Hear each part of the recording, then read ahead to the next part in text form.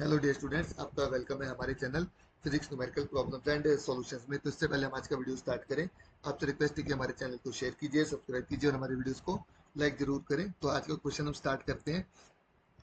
Question number 55 है। जो ये क्वेश्चन है ये बेसिकली मोमेंट ऑफ इनर्शिया पर बेस्ड है रिजिड बॉडी के लिए।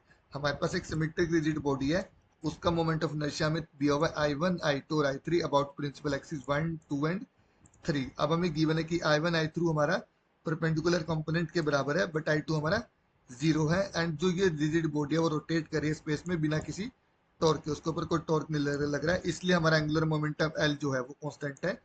और ओमेगा 1 ओमेगा 2 और ओमेगा 3 के कंपोनेंट है एंगुलर वेलोसिटी के along the principal axis 1 2 and 3। तो अब हमें बताना है कि during the motion of the rigid body इनमें से कौन सी क्वांटिटी हमारे पास कांस्टेंट है जो कि चेंज नहीं हो रही। तो सबसे पहले हम क्या करेंगे, जो हमारे पास मोमेंट ऑफ इनर्शिया होता है इस तरह से अलोंग द प्रिंसिपल एक्सिस, तो वहां पे हम यूलर इक्वेशंस का यूज करते हैं। तो यूलर इक्वेशंस हमारे पास क्या है, I1 ओमेगा 1 डॉट, ये ओमेगा 1 है, dot is equal to I2 minus I3। I2 minus I3 हमने लिख लिया, और मल्टीप्लाई में आ जाएगा हमारे पास ओमेगा 2 एंड ओमेगा 3। ऐसे हम बाकी दो इक्वेशंस लिख लेते हैं। I2, तो सॉरी यहाँ पे जो ओमेगा है यहाँ नीचे चला गया, इसको इसके साथ लिखना था हमने। I2 omega 2 dot is equal to I3 minus I1, और यहाँ पे हो जाएगा हमारे पास ओमेगा 1 और ओमेगा 3। एंड थर्ड इक्वेशन लिख लेते हैं I3 omega 3 dot is equal to I1 minus I2, और यहाँ मल्टीप्लाई में आ जाएगा हमारे पास ओमेगा 2 और ओमेगा 1। ओके, तो ये हमने तीनों यूलर इक्वेशंस लिख लिए यहाँ पे। अब हम क्या करेंगे, ये देखते हैं I1 और I3, देखिए हमारे पास क्या I1 और I3 इक्वल है। तो इस वाली इक्वेशंस के लिए हमारे पास क्या होगा, I2 और ओमेगा 2 का डॉट, ये हमारा किसके इक्वल आ जाएगा, जीरो पे आ जाएगा। और यहाँ से हमें क्या मिलेगा, ओमेगा 2 हमारे पास क्या है, कांस्टेंट है, कांस्टेंट वैल्यू आ गई इसकी। तो दैट मीन्स ऑप्शन डी हमारे यहाँ पे ये करेक्ट हो गया। अब आ जाते हैं हम बाकी इक्वेशंस पर, यहाँ पे हम आ जाते हैं। अब क्योंकि देखिए हमारे पास क्या है, I2 हमारा ओमेगा 2 हमारा कांस्टेंट है।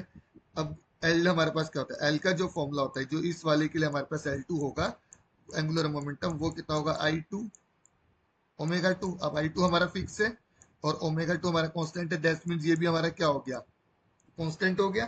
तो अगर हमारे पास L2 कांस्टेंट है और L भी हमारा क्या है, कांस्टेंट है, दैट मींस L और L2 के बीच में जो एंगल है वो भी हमारा क्या रहेगा, फिक्स रहेगा, कोई चेंज नहीं होगा उस एंगल में, क्योंकि L भी हमारा चेंज नहीं हो रहा और L2 भी हमारे यहाँ पे चेंज नहीं हो रहा। तो इसलिए angle between axis 2 and L vector will also be constant. तो ऑप्शन नंबर सी भी हमारे यहाँ पे करेक्ट हो गया। अब आते हैं हम बाकी ऑप्शंस पर। तो देखिए हमारे पास जो ये ओमेगा 1 डॉट है और ये ओमेगा 3 डॉट है, ये दोनों इक्वेशंस को जब आप सॉल्व करेंगे तो जो ओमेगा 1 है वो बेसिकली किस फॉर्म की आएगी हमारे पास, ए साइन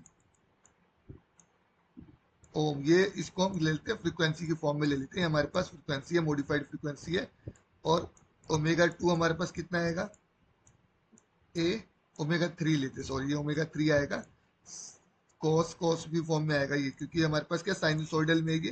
तो जब आप इनको सॉल्व करेंगे तो बेसिकली जो एग्जैक्ट सॉल्यूशन नहीं हम ले रहे हैं यहाँ पे, बस एक फॉर्म ले रहे हैं कि फॉर्म क्या आएगी, एग्जैक्ट सॉल्यूशन हमने यहाँ पे नहीं निकालना है। तो देखिए ओमेगा 1 और ओमेगा 3 को जब आप ऐड करेंगे तो ये कांस्टेंट नहीं आएंगी। देखिए यहाँ पे ये इन दोनों का एडिशन आ जाएगा, डेट मीन्स हमारे पास ओमेगा 1 प्लस ओमेगा 3 हमारी कांस्टेंट नहीं आएंगी। अब ओमेगा 1 का स्क्वायर निकालें प्लस ओमेगा 3 का, तो ये sine square plus cos square मिलाकर हमें क्या मिल जाएगा, यहाँ पे ए स्क्वायर मिल जाएगा। और ए यहाँ पर क्या एम्पलीट्यूड है जो कि कांस्टेंट वैल्यू है।